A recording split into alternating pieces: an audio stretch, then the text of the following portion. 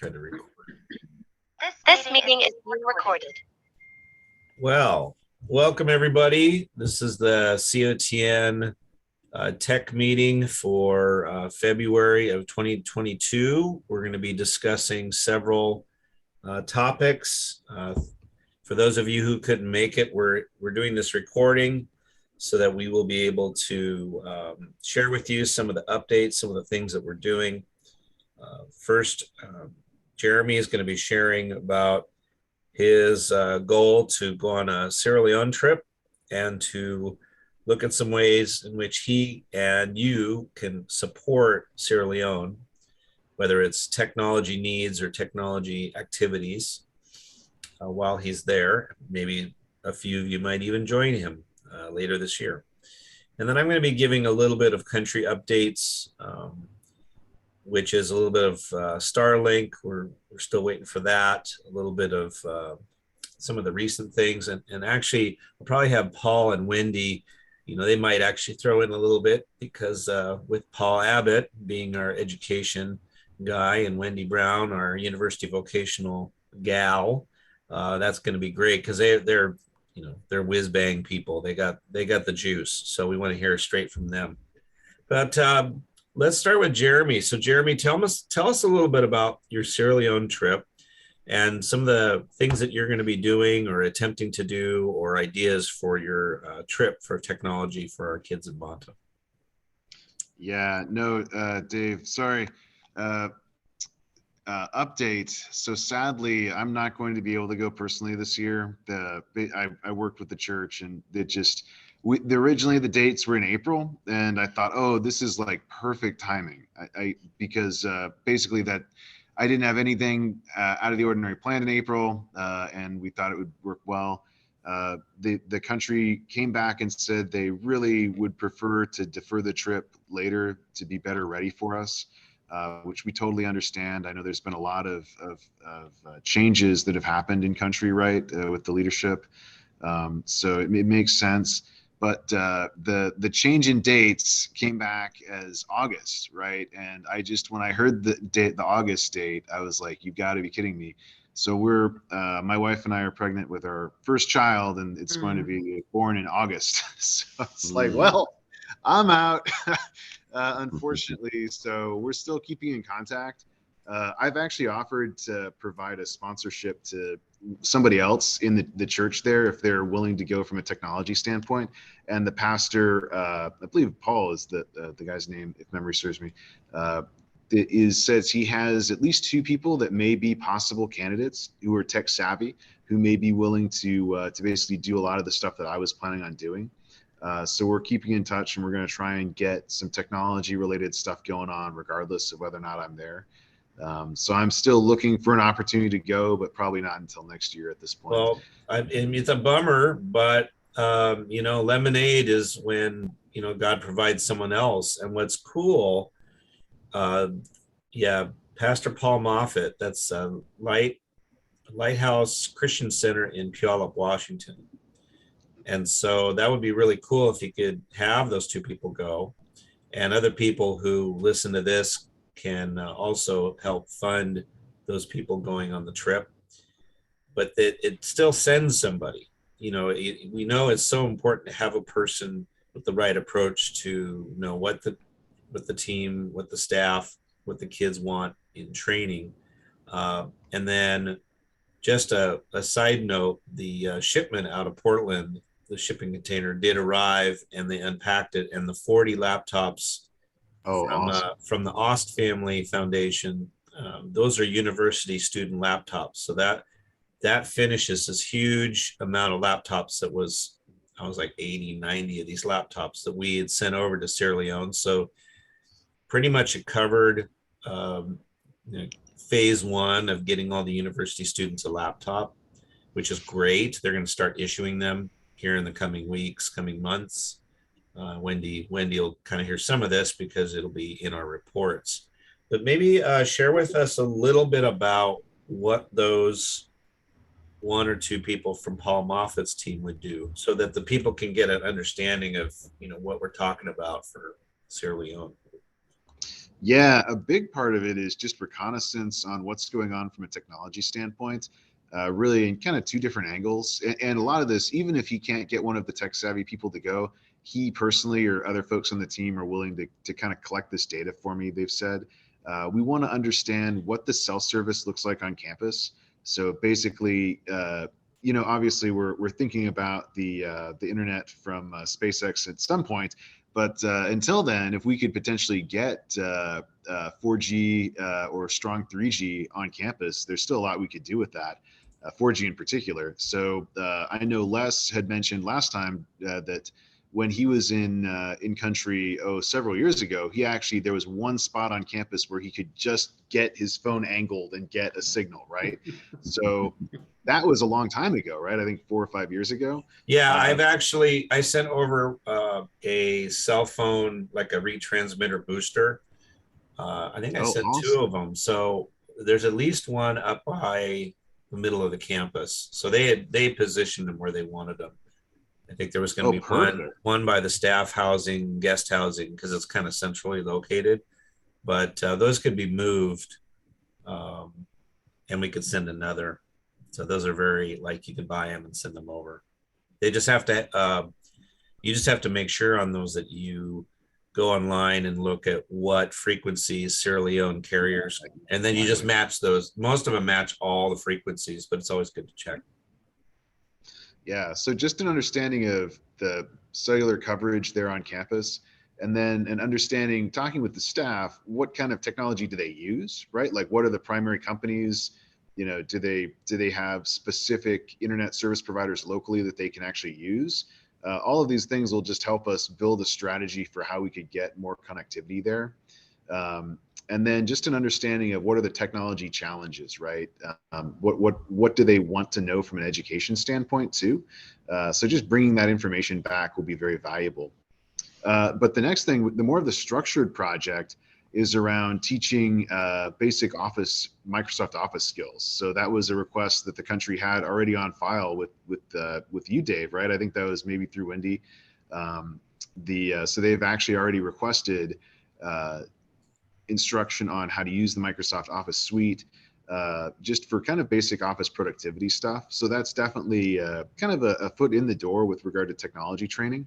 I think there's a lot of other cool stuff we could do with that as a basis point, right? Like, I think one of the reasons I was hoping to talk to Tim or have Tim on the call, because I know the company he works for does like learning software, including a lot of gamification of learning, including like typing and stuff. So I think there could be some really interesting teaching around typing skills and pairing that with the Microsoft Office basic training stuff, because that's kind of the foundation, right? If you can type, if you can use the Office suite, then you're really kind of set up for success in the world, right? I know a lot of us just take that for granted, right? Like that, oh, of course I know how to use Microsoft Word, but I can understand if you hadn't used it before, this would be kind of a big deal, especially like Excel. So when I was originally planning on going, I was thinking about doing kind of the introductory and then a more advanced class, using some of the more advanced functions in Excel and PowerPoint to teach them how to do some fun stuff. So we'll see if the person who ends up going is comfortable doing the more advanced instruction too. And ultimately, I would love to do some computer programming instruction, but that's one of those things where we would want to build a relationship and see kind of what they want, right? And kind of tailor what we wanted to train around what was useful for them. And obviously, nothing's more useful than Office, right? That's kind of universally needed everywhere. So those are the things that we'd be looking at doing when we went out there. All I have right. I have a couple of questions, Jeremy. First of all, congratulations on your new Oh, one, thank you. new little one coming. When you speak about staff, are we talking about the staff that serve the kids? Are we talking about staff that serve the kids and the teachers? Are we talking just about teachers, the school staff? Who are we? Who's our From a audience? from a soliciting understanding of technology problems, I'd say basically anyone we could talk to, I'd be interested in getting feedback, because that's been one of kind of the gap areas, is just kind of understanding what do they want and need. So I'd be interested in getting feedback from all of those different communities, right? Like what are the particular areas that they would need assistance on, or particularly like things we could look at for like a coursework or follow-on projects where we could bring in, you know, like tailored curriculum around like, oh, okay, we want to go really deep on Microsoft Excel. Okay, you know, we could do something like that. But as Dave has pointed out to me multiple times, we don't want to try and offer them something that they don't see as value, right? Mhm. So that's kind of the initial like, well, what would you like, right? We do have a network of technology people we could probably tap on, and even myself is pretty crafty. So if we knew a need, we could definitely tailor some training around a particular problem. So sometimes when we do plan these trips and that sort of thing, we need to ask some of the more obvious questions. So just to help the country think through. So when you initially said August, I was thinking that we were including teachers, which it sounds like we would be including teachers, but I would say that most of the teachers live in the capital. Oh, interesting. Most of the teachers travel to our site when they're teaching, and then they leave their families in the capital. So we would be asking the teachers to come up during a non-teaching time Oh, in okay. August. School normally, I can't say if it will with COVID impacting the school schedules, but normally school would start mid-September.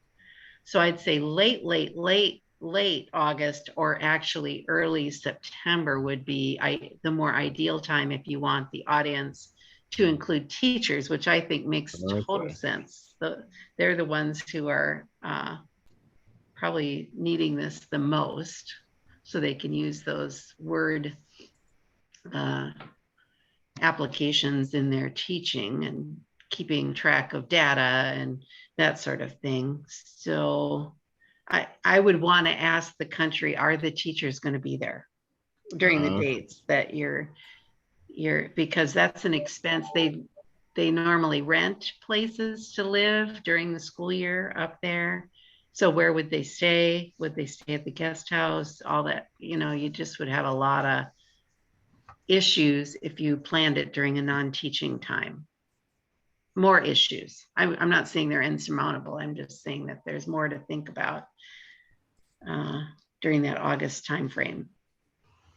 Unless you were going to do a class in the capital somehow, Yeah, that's what I was just wondering is but then the staff wouldn't be there. Yeah. The ministry staff lives up I think 5 hours away, and the teaching staff generally live, at least the high school staff who would need this the most. They do not live in the area. I'm just going to pull up the actual thing here, because I think it was the training instruction itself, if memory serves me, was targeted more around the staff. But let me pull up the request here. And know that the team was still, when I was in that first meeting, was still in are we going to go to August, September, and October? They were just finding out that the trip was being pushed back. So they were still in the decision tree on when. So the odds are, unless they're pigeonholed into early August, then they would actually go when school is in session. But we'll have to keep that in mind, Wendy, because you're right. If school is out, the teachers are not up there. And look at this. Well, Les is going to join us here in a second. Oh, awesome. Yeah. Les has been there as well. And welcome, Les. Jeremy, hi, Les. Good to see you. Good to see you too. Yeah. Oh, brings back good memories. Go ahead, Wendy. We're talking about Sierra Leone a little bit and about a trip coming up. So go ahead, Wendy. Yeah. And we have had this fellow named James White. I don't know if you've heard his name, Jeremy, but he was kind of he was what I call, his title was the Technology Implementation Specialist for Education. Oh, awesome. So he has recently resigned.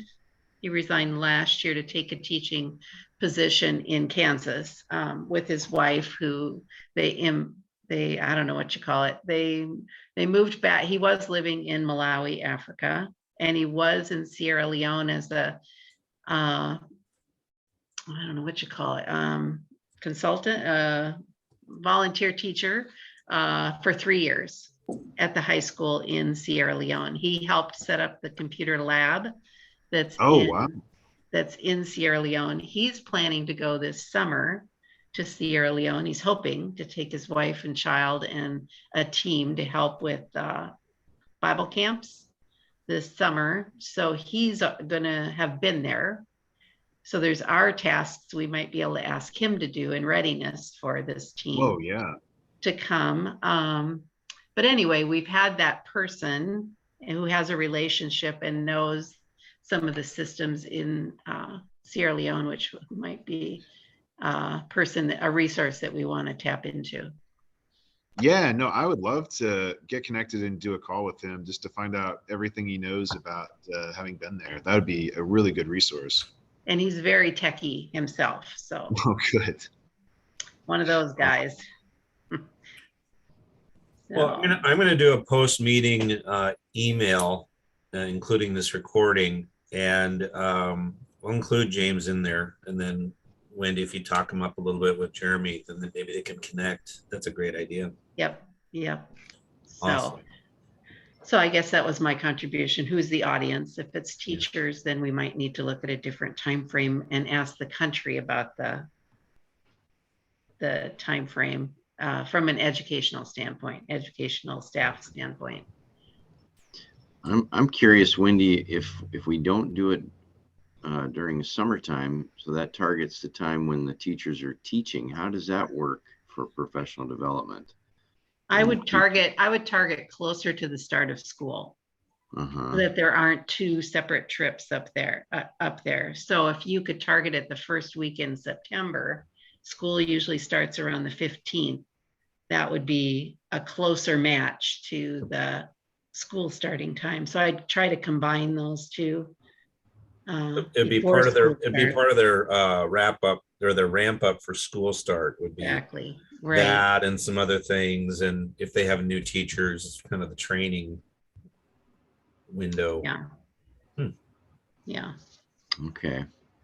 Versus leaving several weeks in between. If they have to go up for a week for this, go back to the capital for 2 weeks, that's 7 or 8 hours of travel each way, and then come back up. That either you would need to pay for that, raise the funds and pay for that for all the teachers to come, or you combine it with the start of school, just before the start of school. Well, Jeremy, anything else on that trip? I know I'll just put my 2 cents in that I've seen at least one other country asking for staff training on. Many of us know that the department heads, the department teams do monthly reports, and they're in Word. So it's like, yeah, some of it's basic, but some of it is like, how do you do the spell check? There's lots of boxes and graphics and graphs, and how do you put a picture in so it fits into the reports, because it's just a way in which the staff can just easily fill those out. Project reports, updates. We want to allow our teams to be trained so that they could just go, oh yeah, here's a report. It's so easy to communicate.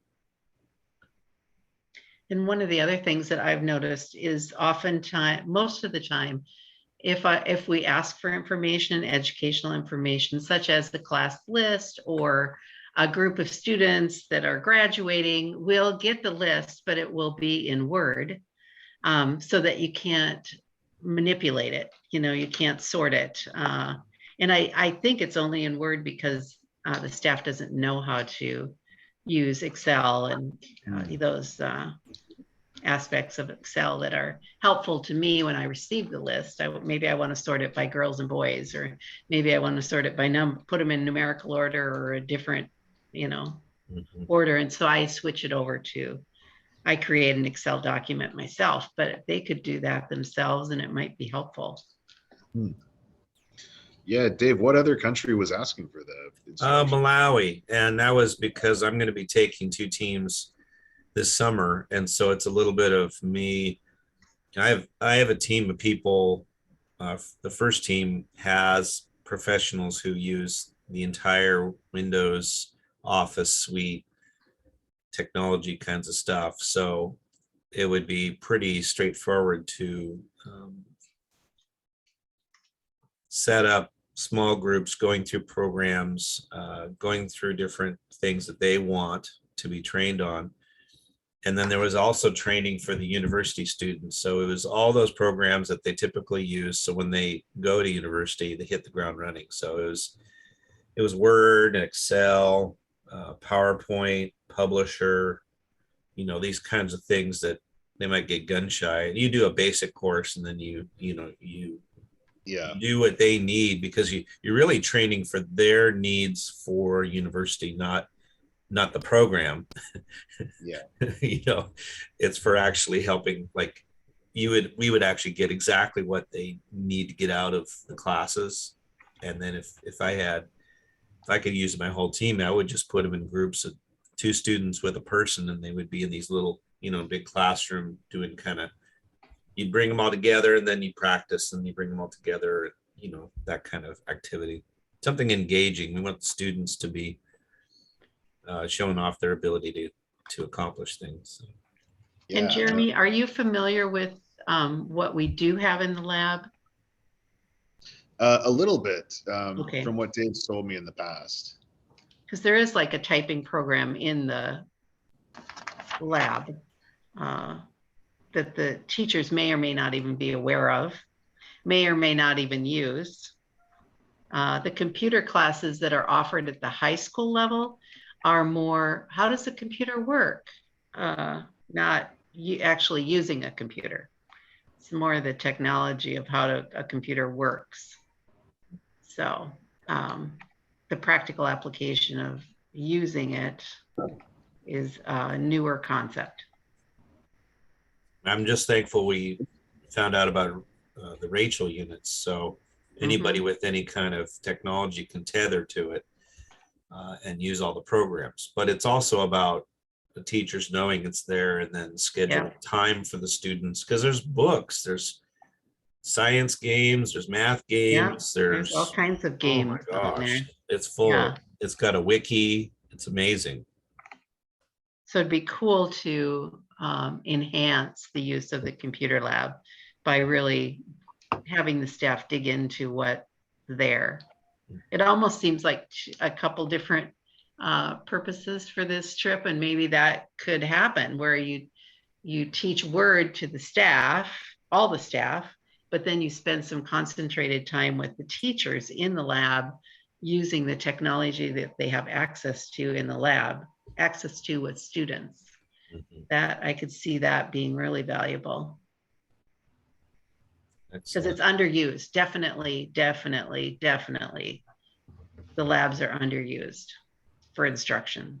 And just a refresher for the computer labs that we do have in a few of the countries, we have it's an intranet, so it's not on the web, but it's got a whole suite of software, and they've got workstations that are plugged into a main desktop computer that can see all the students and what they're looking at, and it's little end computing boxes. So it's not like actual computers, it's like little boxes with IP addresses. But then Rachel came out, and Rachel's like basically it's a Wi-Fi box that allows people to just tether to it, and the same programs, this huge glossary of programs, are in that. So in some cases we have that, like in the Dominican, that's all they have. But in the African countries, they have the hardwired for about 20-25 machines. And then they have the Rachel, which means your cell phone, your tablet, laptop can all tether to it whenever they want and use all the programs. So it's kind of a dual layered approach. And that the Rachels can do like up to 50, they might slow it down, but they can do up to 50 users at a time.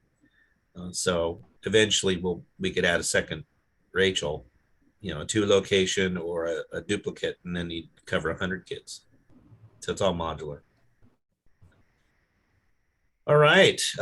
Anything else, Jeremy, on that? We got some great feedback from Wendy. I really appreciate that. You got to really listen to what the country's looking for and meet their goals. I totally agree with that. Paul, anything you want to add in this mix of technology and education?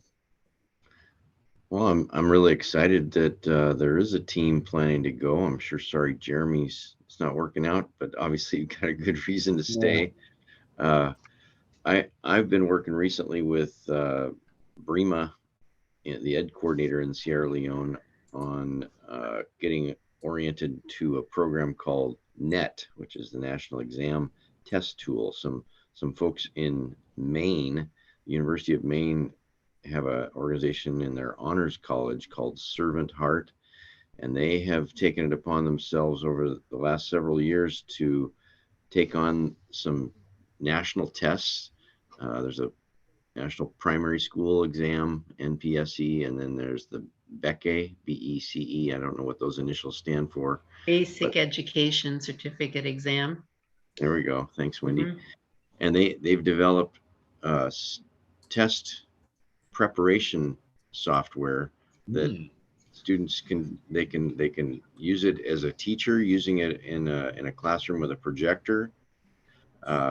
If they don't have enough devices to share to all the students, or it's designed to be where a student can develop their own login and take tests and using practice items that are from old exams that they've pumped into their software.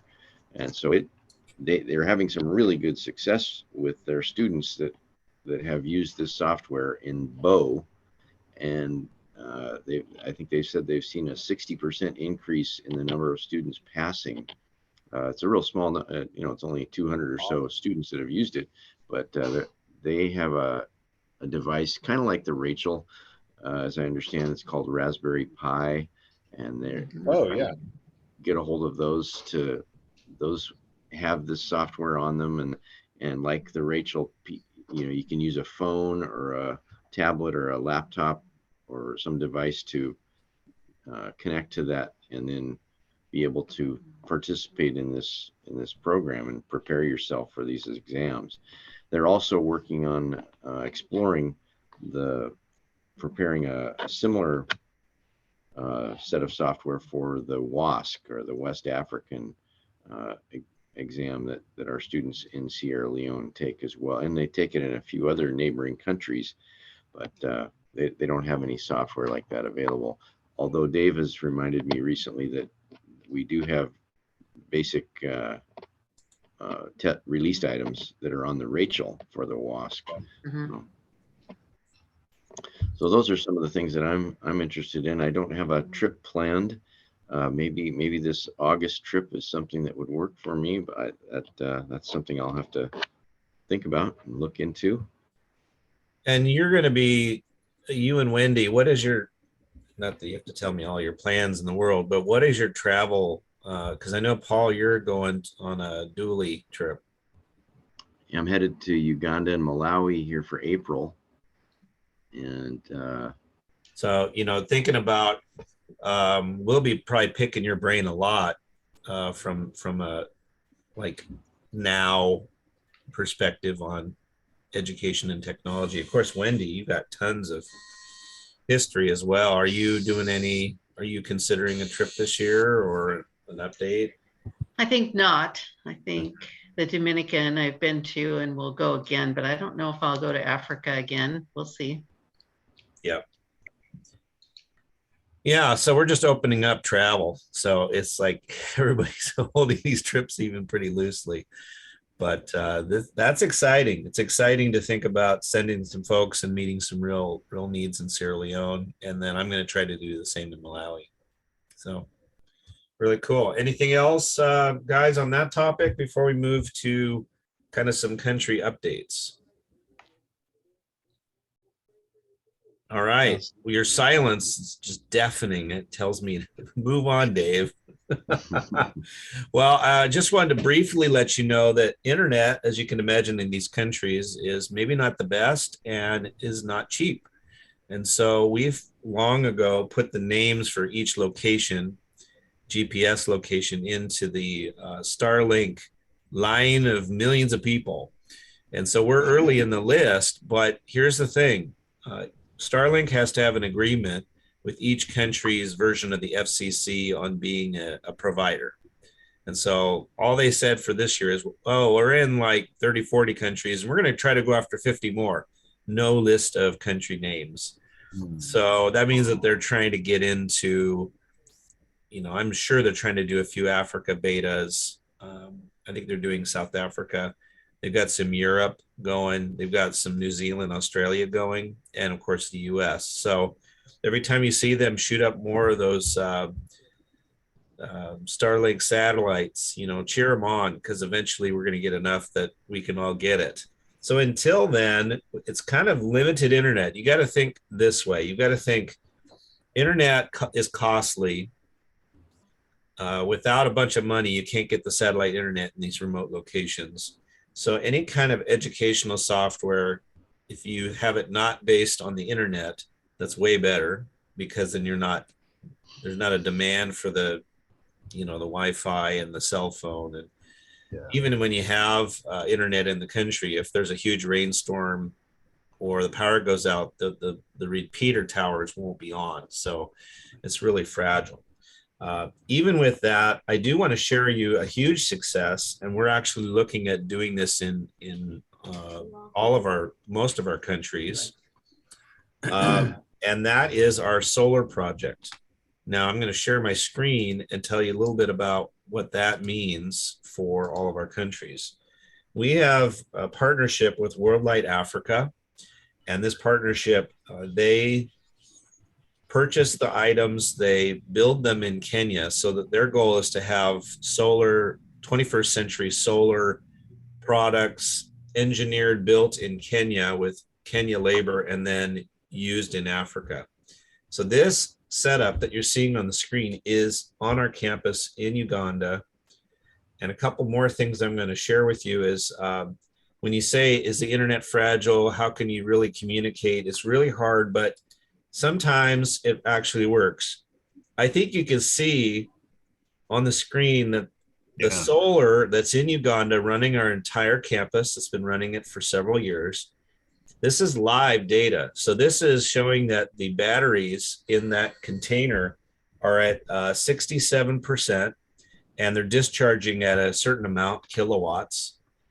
So the whole idea is that the data is pulling through the cell phone system. And this is actually the power usage and how they store the power. Of course, it's late at night in Uganda. But the whole concept is in the morning, they're just direct consumption, but the battery started to charge. And at about midday to 1 o'clock, depending on, that was yesterday, but depending on the day, what you're going to see is the batteries are charged. This is so cool. Batteries are charged. And so from about 1 o'clock to sundown, 1 to 6 o'clock, there's a potential for more battery storage, using the energy, cook in the afternoon. There's lots of things you can do between there and when the sun goes down. And each day you can see if it's cloudy or it's not cloudy.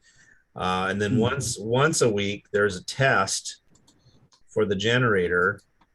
And that's not the test. That's an example of cloudy weather, and they need to use a little power.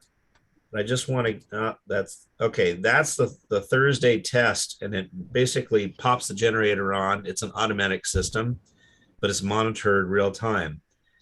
Just know that this system has taken, instead of running the generator 5 to 6 hours a day, total generator, it's running 24/7, and the generator usage is 1%.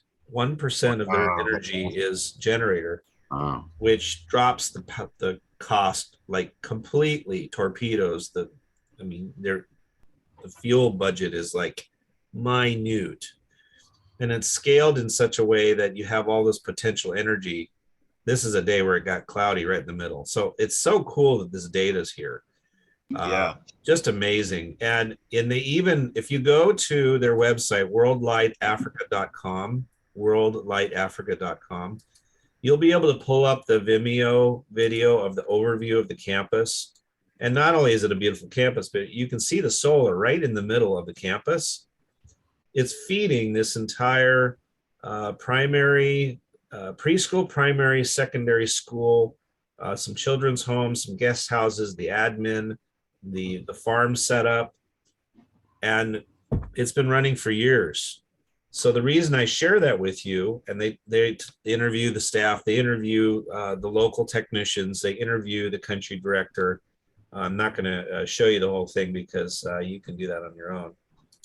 But it's just an amazing, amazing thing that we're in this partnership. And so what you need to know is, and this is what I wanted to bring up to this meeting, is that we are starting to work on all the countries. So not only do we have the Uganda setup, this is a briefing we did with our leadership. This is the Uganda setup, and we showed the data and how it saved money.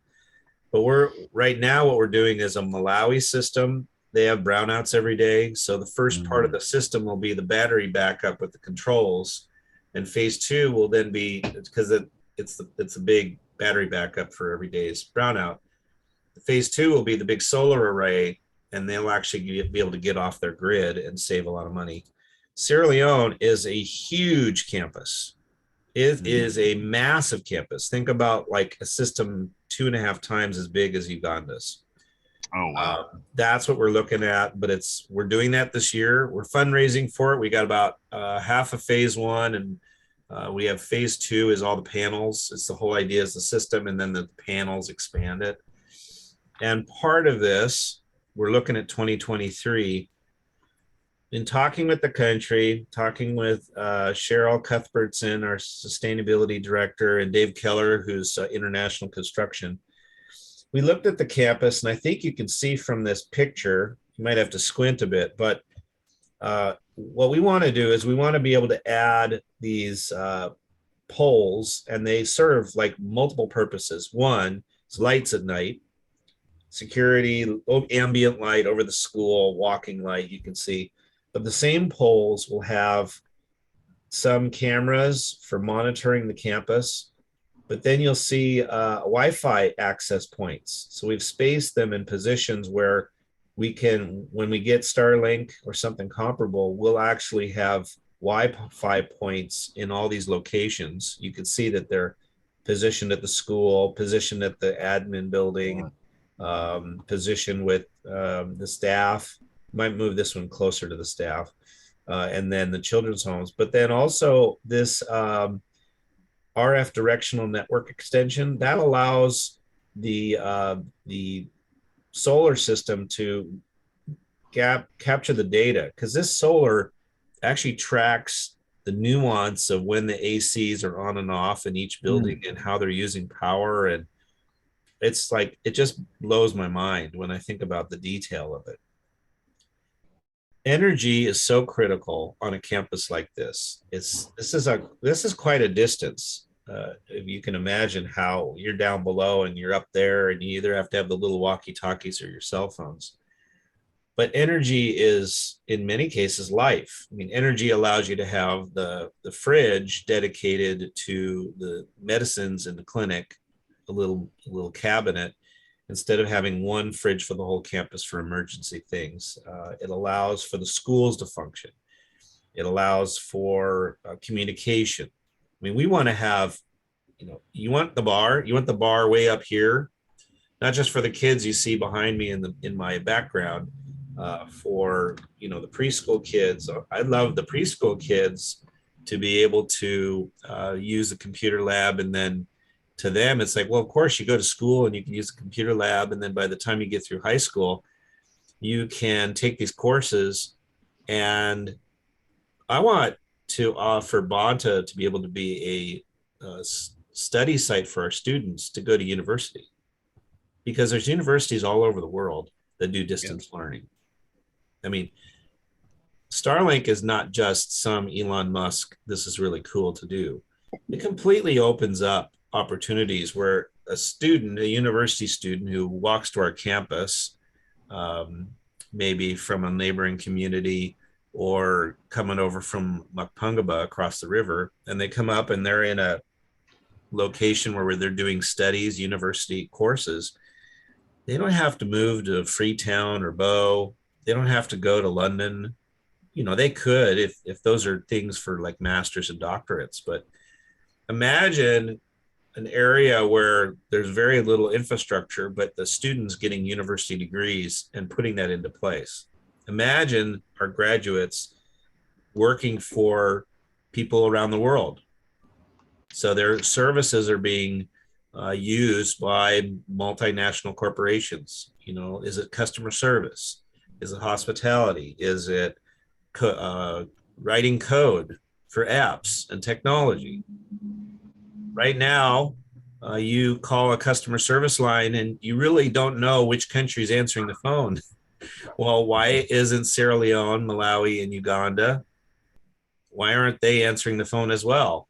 Now they have a little different accent, and they could say, "Oh, I'm in Texas," but we know that's not true. But why not?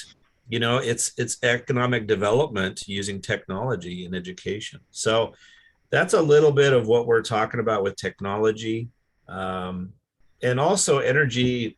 Energy is just a huge improvement in living. When you're working with children, some have had huge difficulties in their lives. They're double orphans, so they've had trauma. They've lived through Ebola or COVID, and they've been placed in our homes, and we have staff dedicated and trained to raise up these children that the world would say, "What do we do with them?" And we'd say, they're a child of God. We want to raise them up to be leaders of our country. Having lights and having some security has a lot of impacts when you're talking about psychosocial security kinds of things. And I grant you, I would say every person in these countries would love to have regular power and light.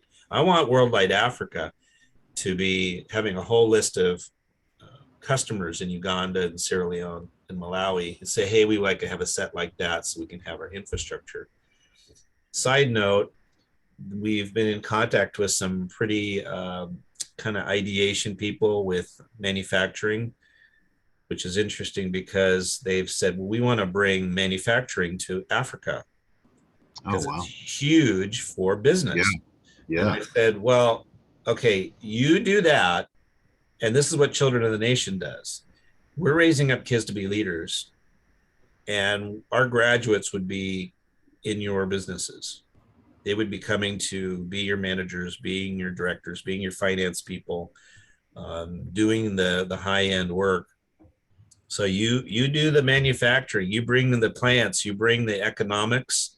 I would love solar construction and manufacturing in Sierra Leone, and some of our graduates are working there and creating a country with one of the worst infrastructures in the world. They're like, well, of course, we all have solar power. We have a WLA system at our house. Doesn't everybody? That's exciting to me. So that's kind of what the big push is, solar. We're looking with our solar partners who do assessments to do an assessment on the Dominican Republic. So not only our office and clinic, but then we'd be looking at the community schools and community centers. So we're in league with not just WLA, but other solar companies and other solar implementers and assessors, people going in to see what these are. And it's all based upon the in-country staff and the in-country graduates. They're the ones who are actually managing the system. They're the ones who are installing the system. And it's a way in which they can then, it's a trade, for all of them to be solar installers. We've had a few students interested in that. The sky's the limit on that. The market's huge in these countries. So, and I will say another thing about 2022 is that right now we are doing a fundraiser page. We've recently revamped our website to another platform. And one of the interesting things about this platform, which I'll share with you, and then I'm going to transition to other topics or answer questions. This is our main website, same address as we've had before. And so basically when there's the projects and the programs are here. So you can click those and we'll have the solar projects up in the projects. And programs, you could give to education, you can give to physical care, those kinds of things. But this get involved support a fundraiser is really cool because Reach, it's called Reach, has the ability for any COTN partner to start a fundraiser for one of our activities. If they love education, they could start 50th birthday for Sierra Leone education. I like everybody to give because I've been to Sierra Leone. I love education. This is my fundraiser. I'm going to use it on social media. My goal is $5,000. Would you give? Like, you can do anything. We've got an event for a meal packing event. We've got some smile packs. This is what I wanted to show you. We have taken a couple of our graduates with laptops. What we are doing is this will be the page that we will be raising funds for laptops for our university and vocational students. So it's the get involved, support a fundraiser, and really it's cotni.org/campaigns/laptops. This, instead of trying to raise funds for each country's needs, this is just going to be, we're going to do this all the time. So that's our goal this year. We have a number of laptops we need to get for Malawi, for a few for Uganda, a bunch for the Dominican Republic. Yeah, Dominican Republic. And it'd be better just to do all the work in one spot. This will also be funded through our Clothes for a Cause effort. So in Silverdale, any clothes that don't meet the criteria to send overseas, we can bulk sell to a vendor in Seattle, and we get $1,000 a truckload. So the dollars coming in, there'll be bump ups because there'll be these Clothes for a Cause donations. But we're hoping people would go in here and give. You could fund a laptop. The one that's pictured is from a group called Interconnection out of Seattle, and I can get almost brand new laptops for under $500. Sometimes 250. I got tablets. Tablet. I know I have a background, so this might disappear. But this tablet, this is a Microsoft Surface. This is $200, and it's got the whole Windows suite on it. Awesome. I have also encouraged, because Resource encourages the countries to do their own purchasing. So they're already like backup battery packs, and if they need a laptop, they'll buy them. So we've already crossed the barrier of dependence on us. It's just a slam dunk for us to do it and send it with people. Eventually, they'll be doing a lot more purchasing of gear in the country. And we want to support in-country purchasing, in-country. Our kids are going to be starting or working at businesses that sell technology. They've got to have customers. So we want them to be the customers of their own country. So I would just encourage you to consider giving towards a laptop. I'll trick this out so it has like a button where it says buy a laptop for a certain amount of money, and that way people can kind of go in and buy one. And these are for those university vocational students that out of the result of our education programs, our schools, they go into that university vocational scholarship program that Wendy's spearheading and leading, and we can equip those kids to be not just, you say just graduates. Man, these countries have very low high school graduation rates, so it's kind of shocking. So when you sponsor a kid, they're going to be graduating or vocationally trained to be launched. I guarantee it. So just exciting stuff that we can equip them and be part of that. But I'd also say to the folks who didn't make it, and we wish you well. We'd love to have you in one of these meetings. Please give a shout out when you watch this video, or give us some feedback. But we'd love to have your ideas. We'd love to have new ways of thinking, new technologies Rachel was something out of the blue. We didn't know about until one of the tech team people mentioned it. So that's not kind of this country updates. Now it's free for all. So we've got this kind of open few minutes to unmute yourself. And, Les, I know you were asking questions about the LAN and about the internet speed, and Sierra Leone is just still really, really basic.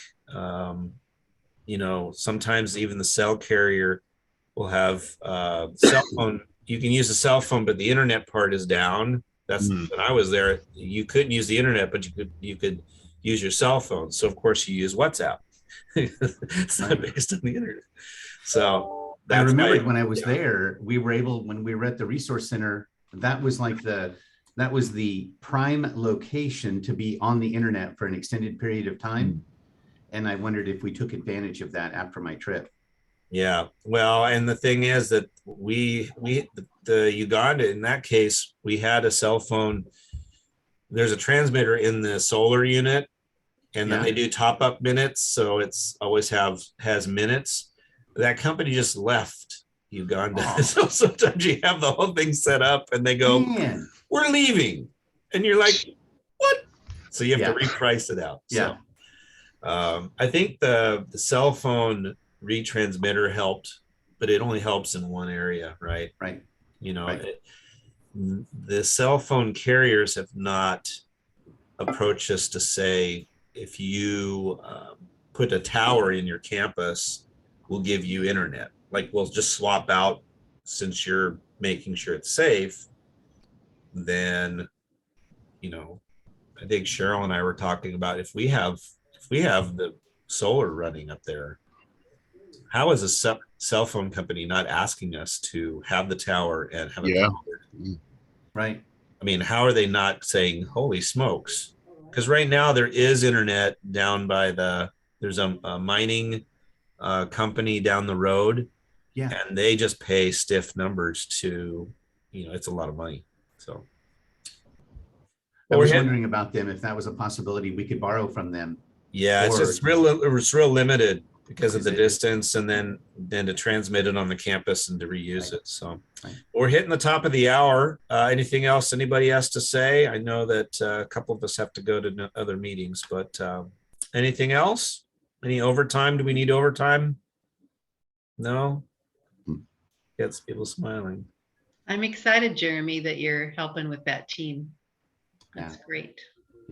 Yeah. We next time we meet, we'll continue to see the progress on that. So I think just shout out to us whenever you need something. We're here to support you, to support the team. Yeah, no, thank you. I appreciate it. Yeah. All right. Anything else? Not here. Okay. So next meeting, Jeremy, what are you thinking? Are we going to try to meet every 4 to 6 weeks or 6 to 8 weeks? Or are you thinking the next meeting would be? Probably, maybe beginning April timeframe. That sounds good. Yeah.